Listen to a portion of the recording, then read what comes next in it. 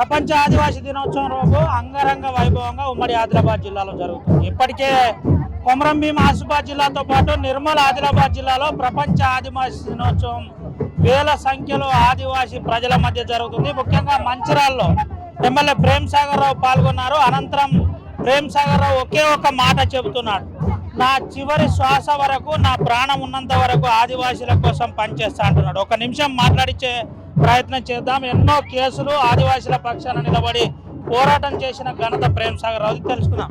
ఏం చెప్తారన్న, చివరి శ్వాస వరకు ఆదివాసీ ఖచ్చితంగా వాళ్ళ సమస్యల కోసం పోరాడి నాకు 66 సంవత్సరాలు 60 సంవత్సరాల నుంచి ఆదివాసులతో వ్యవస్థ నడుతుంది. ఆదివాసులతో తిరుగుతున్నాం.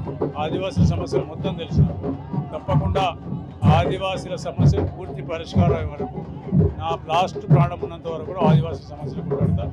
ఆదివాసుల కోసమే ఉమ్మడి ఆదిలాబాద్ జిల్లా అంటే ఆదివాసుల జిల్లా. తప్పకుండా ఆదివాసుల కోసం పోరాటం ఏ రకమైన దాని గురించి ఎంత దూరం వరకు పోయి పోరాడుతుంది. తప్పకుండా వాళ్ళ సమస్యలు పరిష్కరించే ప్రయత్నం చేస్తాం.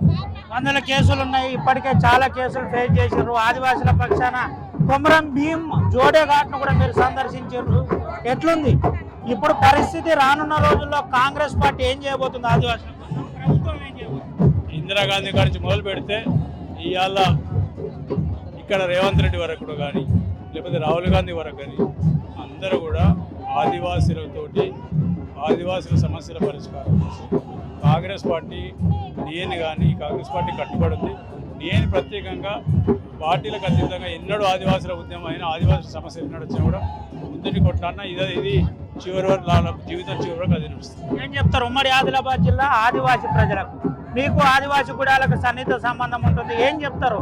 ఆర్టీవీ ద్వారా ఈరోజు ప్రపంచ ఆదివాసీ దినోత్సవం సందర్భంగా ఎమ్మెల్యే ఏదైతే పోడు భూముల సమస్య కానీ ఆర్వైఎఫ్ఆర్ సమస్యలు ఆ సమస్యలన్నీ ఫారెస్ట్ వాళ్ళతో కూర్చుండి చర్చించి ప్రభుత్వం వాళ్ళ సమస్యలు పరిష్కరించి వాళ్ళ భూములు ఏదో రకం వాళ్ళకి అప్పచెప్పి వాళ్ళ జీవితాల కుటుంబాలు జీవన పరిణామాలు మెరుగుపడే విధంగా వాళ్ళ జీవితాలు బాగుపడే విధంగా అన్ని రకాల సౌకర్యాలు వాళ్ళకి అందే విధంగా ప్రభుత్వం చర్యలు తీసుకుని తప్పకుండా చేస్తాం.